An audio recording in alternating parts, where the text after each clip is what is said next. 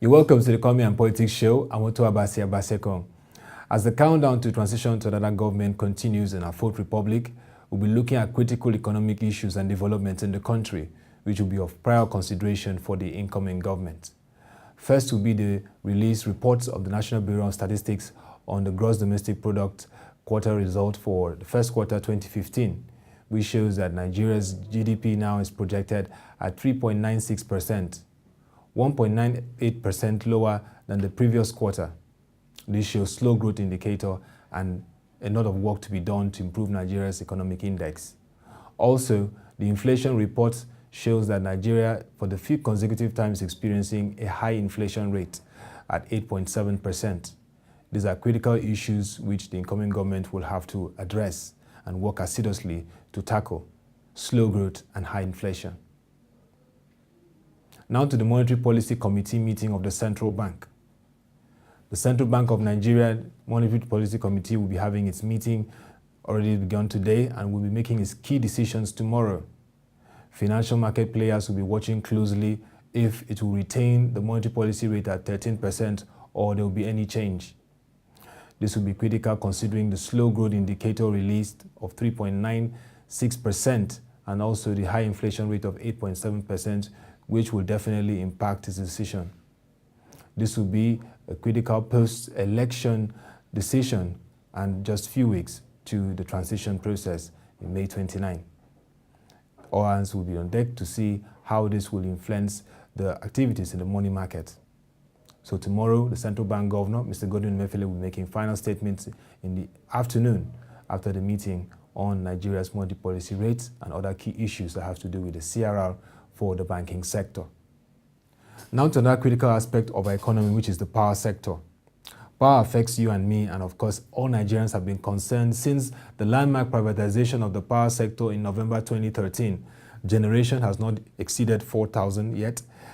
There's so much talk about what has been invested, which is remarkable, but the generation level is not exceeding as expected.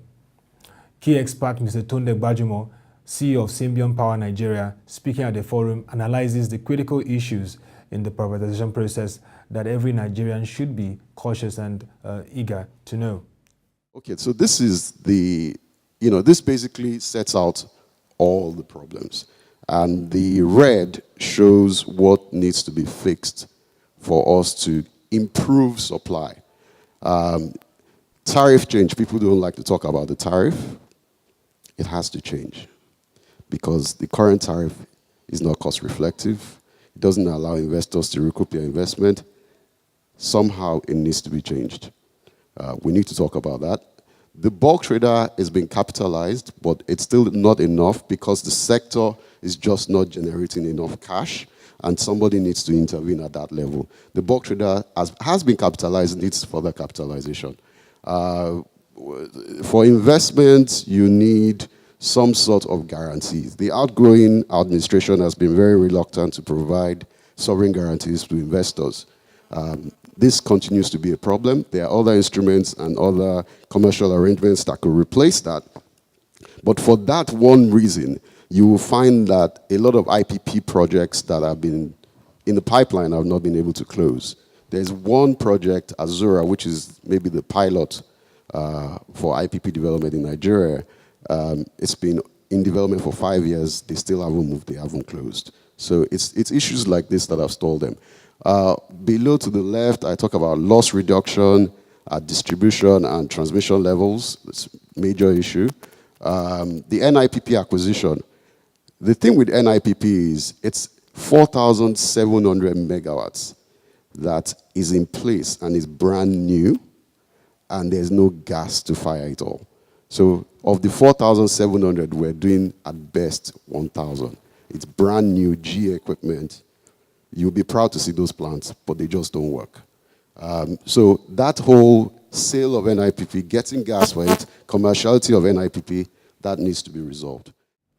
I must say that those are very critical issues which I believe the incoming government and all stakeholders in the power sector will look at seriously, because for our country to unlock its potentials in terms of economic growth and development, the power sector must up its game.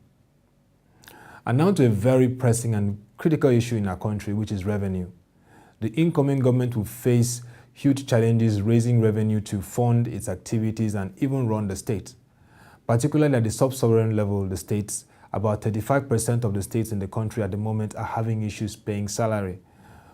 Of course, no longer news that Nigeria's revenue is dwindling due to the international crude oil price drop. And so, to ensure that it's viable and becomes more strategic in its tax revenue, senior tax consultant and head of the PricewaterhouseCoopers, Mr Taiwo Oyedele, gives tips to how states can raise more revenue through taxation. The most important reform that government needs to do with the tax system is to simplify the process of compliance. So at the moment, another issue is many taxes. So we have multiplicity of taxes. We need to streamline the number of taxes. But then even the process of compliance is too complicated. So it should be possible for me to, within a couple of hours, comply with my tax obligations. They need to simplify even the forms that people need to fill. I don't need to go and hire a consultant to be able to pay my taxes. It should be easy for me to be, if I can read and write, to be able to fill out the forms. The process of getting tax clearance certificate should be simple. I shouldn't have to go and beg somebody to the extent of having to pay a bribe. Government should use technology more in tax administration so that the process of payment, the process of filing returns, the process of collecting, withholding tax credit notes, and all of that is automated and you can do it electronically. Once you simplify the process of tax compliance, you reduce the number of taxes by harmonizing them, and you make it known to everybody what taxes they are liable to, who is able to collect it. Reduce cash collection, reduce the use of touts, and you find out that with that, the tax process would improve. And the taxes that we have at the moment, or the way we administer the taxes that discourage investment, such as the commencement rule for new businesses, minimum tax for companies that are making losses, we should do away with them so that we can encourage more businesses to flourish. Interesting tips, I must tell you. And I just believe that with some states that have finance-based leaders, we should see improvement in revenue generation and more strategy in terms of internally generated revenue, no longer so much dependence on the federal allocation. And that will be all for this edition of the Economy and Politics Show. You can join us on our most dedicated site to economy and politics analysis.